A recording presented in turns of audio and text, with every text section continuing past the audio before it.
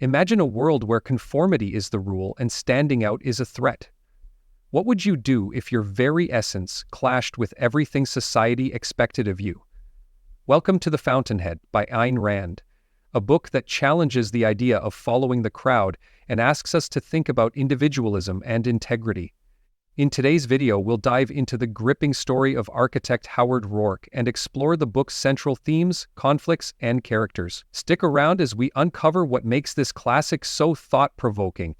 Keep watching, you won't want to miss this unique perspective on creativity and rebellion.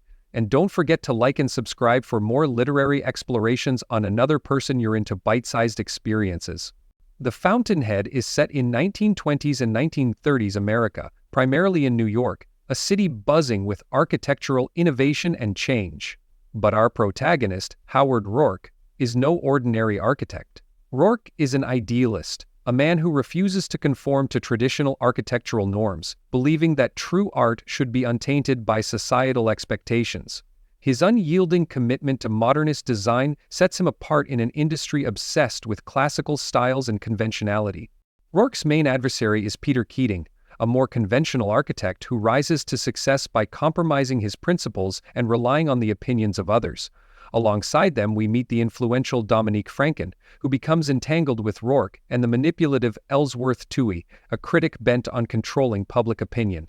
What drives these characters, and how far will they go to achieve their goals? What sacrifices are they willing to make? At the heart of The Fountainhead lie themes of individualism versus collectivism.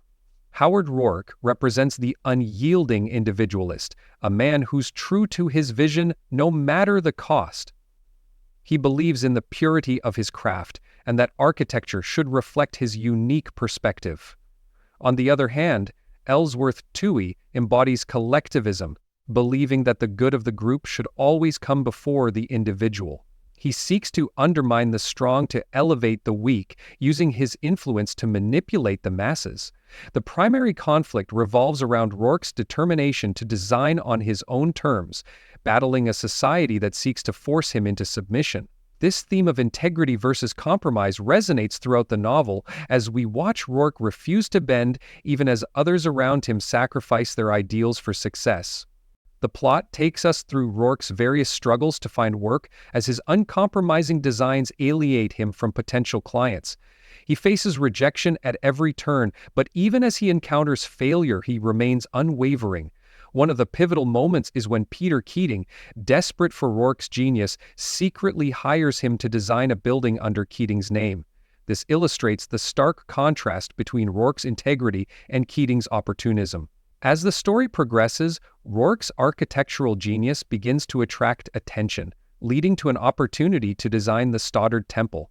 However, public outrage follows, and Roark faces a devastating lawsuit when his vision is altered beyond recognition. This conflict raises the stakes dramatically, leading to a courtroom showdown. What will happen next? Will Roark abandon his principles to save himself, or will he continue to defy society's expectations? The tension builds. Throughout the novel, the characters undergo significant transformations. Roark, steadfast in his beliefs, influences those around him, none more so than Dominique Franken. Initially cynical and pessimistic about the world, Dominique's relationship with Roark transforms her view of humanity and creativity.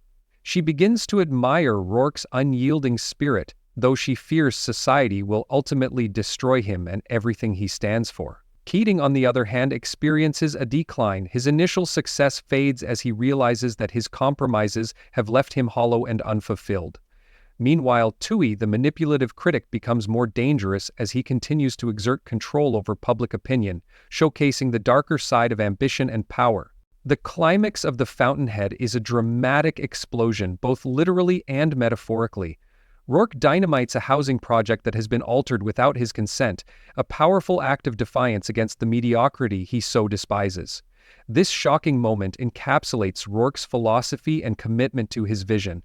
It leads to his trial, where he delivers a powerful speech on the importance of individualism and creative freedom, defending his actions with fervor and conviction. Roark's actions may seem extreme, but they raise important questions.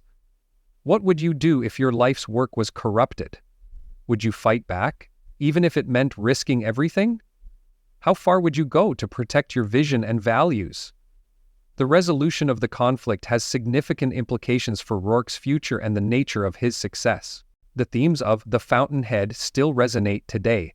In a world where social media amplifies the pressure to conform, Rourke's unwavering individuality reminds us of the value of staying true to ourselves and our passions. The tension between personal integrity and societal expectations is as relevant as ever, especially in creative fields where originality is often stifled in favor of commercial viability. The novel also speaks to the broader struggles of modern life.